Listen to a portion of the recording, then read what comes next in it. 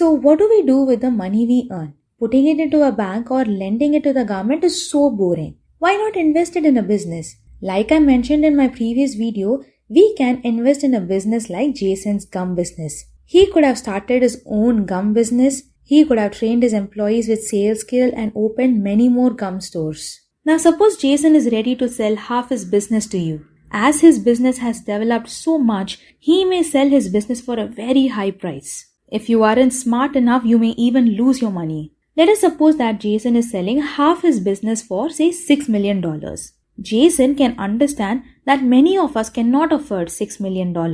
So what he does is, he divides his entire business into 1 million parts. That is, he divides his entire business into 1 million equal shares. Keeping half his business to himself, that is, he keeps 500,000 shares to himself and sells the remaining 500,000 shares to others at $12 per share. So in the end, he will get 500,000 times $12, that is, he will get $6 million which he wants. So those who want to buy his business can buy 1 share for $12 or 100 shares for $1,200 or 1,000 shares for $12,000, or they can buy as many shares as they want. Since Jason's entire business has a total of 1 million shares, if you decide to buy say 10,000 shares, which will be $120,000, it means that you will own 1% of Jason's gum store. But that doesn't mean that you own a small corner in the gum store.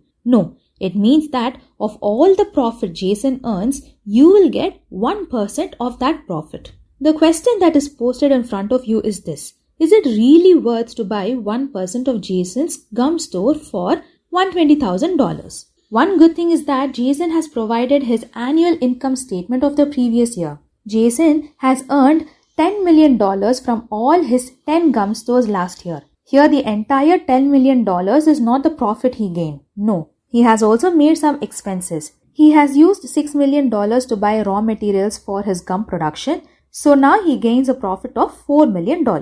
Apart from this, he has other expenses of $2 million for shop rent, salary for employers, trash removal and all that.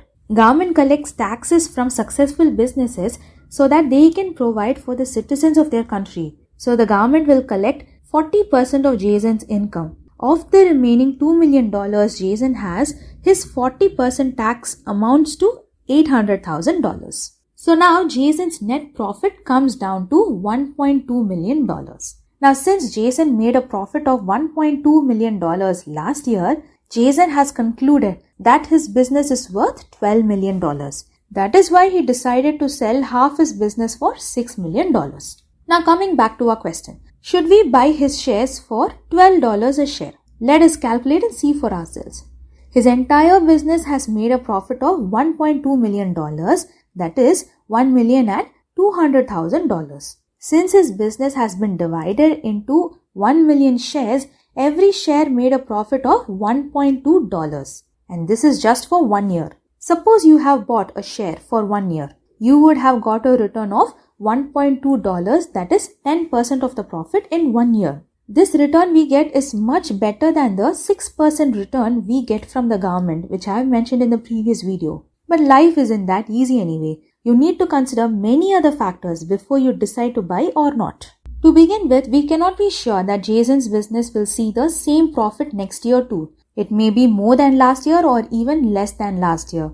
But last year's statement will help us to estimate. Secondly, once you have made an estimate, decide upon how confident you are, whether Jason's business will be steady next year or whether his business will vanish out of existence, or also check whether there is any chance of competition. Third, you made an estimation for only the next year. You'll never know what might happen in the years to come. Now Jason's profit may increase so much that he opens 10 more stores, or it may not grow so well that he may shut down his existing stores. Anything can happen. There are investors who will be working on all these data. So the author says that we shouldn't be worrying about all this and thinking too much as to how to overtake these experts and make money. He just asks us to put some trust on him and then he will guide us properly, says the author. The Little Book That Beats the Market by Joel Greenblat is the book from which this video has been made. If you wish to buy a copy for yourself, feel free to use the link I've given in the description box. Encourage us by clicking the like button.